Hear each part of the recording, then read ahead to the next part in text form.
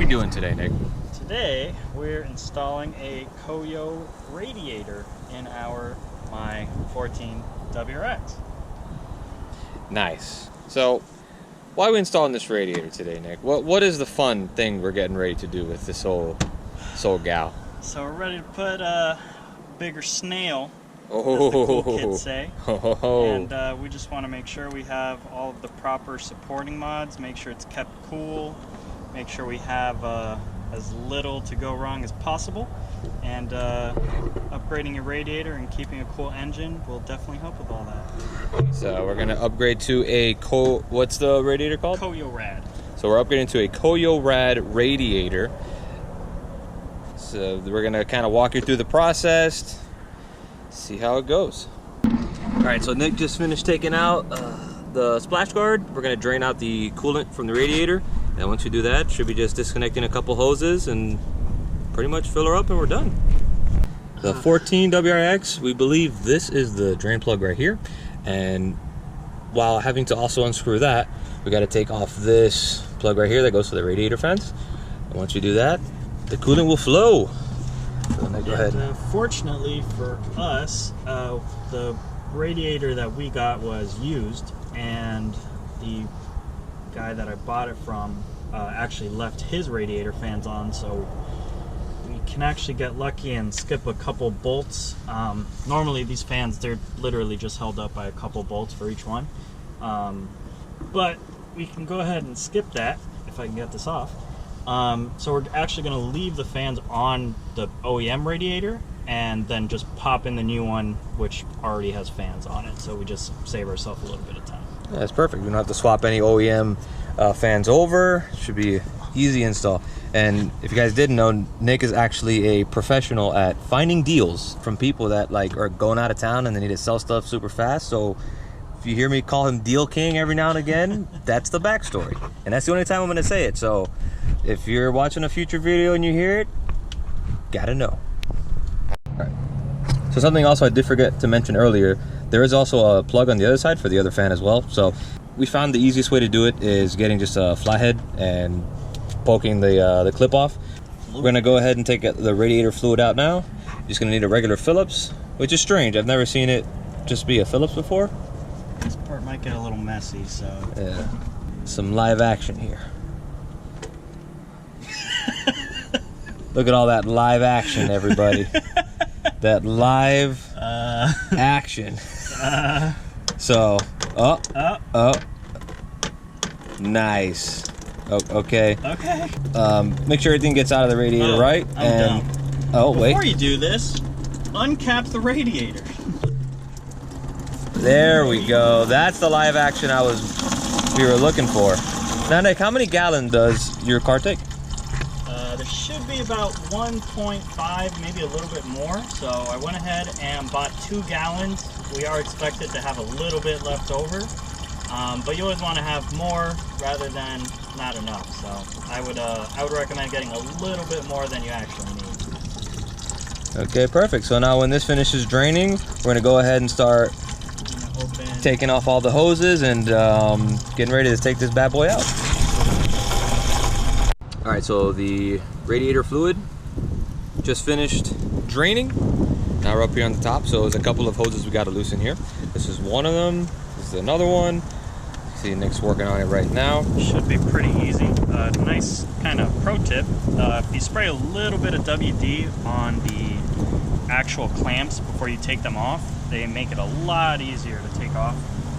Remember, these things are getting kind of beat up all day, going hot, cold, hot, cold, hot, cold, so sometimes they kind of get stuck. So putting WD for 30 seconds to a minute goes a long way. All right, so we got 1, 2, 3, and now once we're done with that, just unscrew, I think, just the radiator caps and pull her out. Thanks, Florida! Thanks, Florida. We appreciate you. 2 hours later. Before the heavy rain started, we disconnected all the hoses. Now there's also the reservoir tank here that we had to remove. Super simple. This piece right here is just a clip that you push onto. Once you do that, it'll pop out right on its own. There's some left over in there from when we emptied the coolant originally. We just dumped that out because we're gonna use all brand new one. So now it's just we're gonna replace this big hose here, that big hose on the bottom. All right, so we got the radiator out. Simple enough. Just pulled her out. Nothing too crazy. But I will show you something that's actually pretty nuts. So this is the stock one, and this is tiny. Like, the thinness of this compared to the aftermarket one is insane. We also got new hoses too to replace with the kit. Well, not so much a kit, but what Nick purchased. Replacing it with the KoyoRad. I'm not sure the size or any other specs other than the name of it, but look how much thicker that is. It's way better. It's going to be huge improvement for cooling over the stock one. Super excited. And the good thing about the new hoses is that they actually use just O clamps. Just O clamps versus the stock, style that you got to use the pliers that are just super annoying. Yeah. So these would be a lot easier to work on if we ever need to remove it for any other fun stuff. When I say fun stuff, I mean when we put the LS in here. So we're getting ready, folks. We're getting ready. All right, so the new radiator went in, super easy. We're put the new hoses in. You got to put the bottom one in right there. Just do that last hose and radiator fluid. Oh, and if you're curious, the fluid that we're using is, so yeah, and this is the coolant we'll be using for the installation. Once this is done, it's going to take one of these and another half of that to finish to fill the system. Okay, so we found out we were putting the expansion tank back on, but one of the used fans that we got, it's actually broken. This clip right here that's supposed to secure the reservoir is broken. So we're gonna get his fan from the original unit and swap it out with this. All right, so we got the fan out. We noticed it's easier to have this disconnected and remove the screw. So this is one of the screw mounts for the fan here. And once you remove that, we actually found it easier also to remove the screw here because it's also a bracket holding this line in place. So once you remove those, we were able to have enough room to just pull the fan up through the engine bay instead of down onto the floor, because we found that it was hitting that hose and then the header there. So that's what we did here. We got the new one ready to put back in. It's gonna go straight down, and I know I keep saying that we're almost done, but so yeah, radiator's all in, plumbed up, ready to go. So we're actually going to be using this really nice Grim Speed radiator cover. So what we had to do is there were some plastic clips here that had to be taken out. So we didn't read the instructions, but we feel that it's probably best to put the clips over this and then put them down, the outside of the clip. So once we do all that, you have to reuse the bolts that were used in the original radiator mount for this. And once we're done with that, we fill her up. This really shouldn't have taken that long, I know, but with that great Florida weather that we have here, kind of messed us up a little bit. But it's gonna come together real nice. It's coming together real nice. All right, so we filled the main one up here. Now we're doing the backup reservoir tank. This one's probably full now. Yep, that's full. So, backyard car guys kind of know maybe what we're doing sometimes.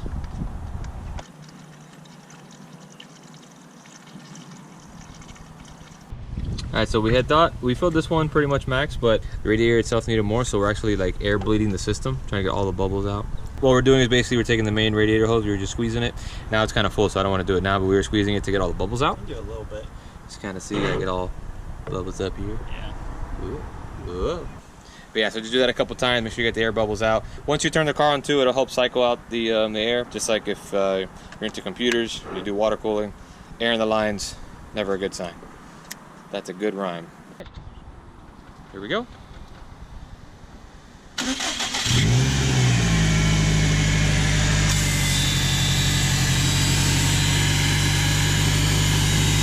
Nothing's touching over here. Sounds pretty good. Nothing underneath. Looks good. How the temps looking on the gauge. Good.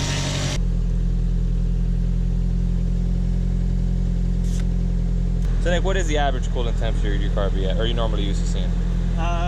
You generally want to keep it between 180 to 200. So the fans kick on at 205, I believe.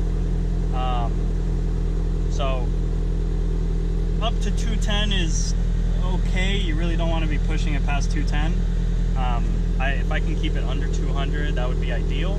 And hopefully with the bigger radiator, we'll be able to see those numbers. Cool, perfect. Honestly, this is like, anyone can really do this. It's almost as easy as changing your oil, to be honest. If there's a wrench scale somewhere, I'd give it 1 out of 5, because it really wasn't that difficult.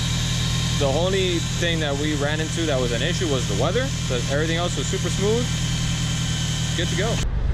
All right, so we seem to be idling between 183, 185. Just went up a little bit right there right now. There are other mods that Nick has to do in preparation of the big old turb ski that's going to be going in here. So as we do that, more videos will be coming at you real soon. We appreciate you watching. We do have a spare block in case the worst happens. We're hoping for a super conservative tune, but we're super excited about it. And thanks for watching. Like, comment, subscribe, all that good fun stuff. And thanks for racing with us.